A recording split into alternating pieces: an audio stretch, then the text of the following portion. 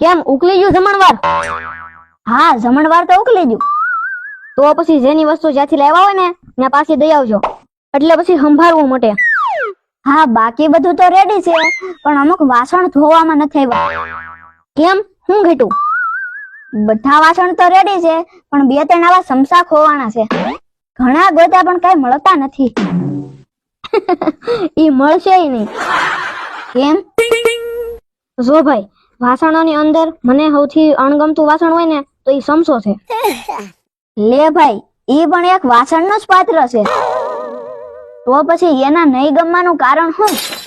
આ સમસો એક એવું પાત્ર છે ને કે જે હંમેશા માથા સુધી ભરેલા વાસણોની આજુબાજુ જોવા મળે. માલથી ભરેલા કમંડળ હોય, તપેલા હોય કે ડોલું હોય, આવા ભરેલા ઠામની આજુબાજુ છે આવા સમસા આટા મારતા હોય. હા તેમાં નવાઈની વાત શું છે? આમાં નવાઈની વાત નથી, પણ દુઃખની વાત ઈ છે કે સમસા જેનો પણ હથવારો કરે ઈ જ વાસણને ખાલી કરે છે. આ સમસા ભરેલા ટોપ હોય કે તપેલા હોય એની હારે જોઈ ને એને જ ખાલી કરે. પણ ભાઈ, સમસાનું તો કામ જ હોય ખાલી કરવાનું. હા તે મારું ઈ જ કહેવાનું છે કે સમસાનું કામ જ તે માલદાર પાત્રને ખાલી કરવાનું છે. આ તું કેવી વાતો કરશો? સમસા કરીને તું તારી દાજ કાઢતો લાગે છે.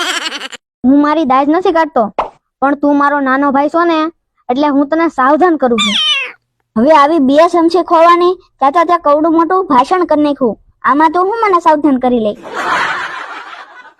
જો ભાઈ, આ સમસા છે ને ખાલી વાસણમાં જ નથી આવતા. આપણા સમાજમાં અને આપણી આજુબાજુ ઘણા એવા માણસો હોય છે કે જેના કામ આ સમસા જેવા જ હોય છે. એ કેવી રીતે ભાઈ? તે ક્યારે જોયું કે કોઈ મોટો હોદ્દેદાર, બહુ પૈસા વાળો કે કોઈ ઊંચી પોસ્ટ વાળો વ્યક્તિ હોય, એની આગળ પાછળ માણસોનું મોટું ટોળું ફરતું હોય છે? ખરેખર ઈ લોકો સમસાનું જ કામ કરે છે. હા ભાઈ, ઈ તમે જોયું હો, આપડા બાજુના ગામમાં ઓલા રાકાભાઈ છે ને, ઈ બહુ પૈસા વાળા છે અને એની હારે 10-12 માણસો તો કાયમ હોય.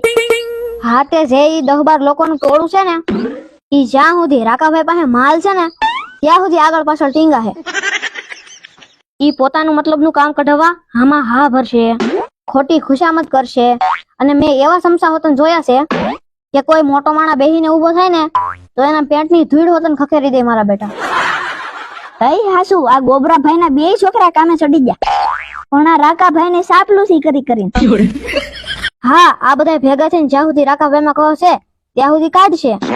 અને એમાંય જો રાકાભાઈના થોડાક નબળા દિવસો આવ્યા તો એની ઘોર ખોદવામાં સૌથી પેલો હાથ આ સમસાવનો જ છે. મતલબ કે આ સમસાવો રાકાભાઈને એક દી રાતો બનાવીને જ મૂકશે એમ ને? તો આ સમસા બહુ ડેન્જર વસ્તુ છે હો ભાઈ. અને અટાણે જેમ આ તારા 3 સમસા ખોવાણા છે ને, એમ જોઈ ઉટકાવવાનો કે હિસાબ કરવાનો સમય આવે ને, એવા કસોટીના સમયમાં મારા બેટા સમસા જ ગાયબ હોય. સમજાય છે ને? સમજો ભાઈ, હવે તો જીવ ચાલે પણ સમસાને હારે રાખોય નહીં અને સમસા હારે રવાય નહીં.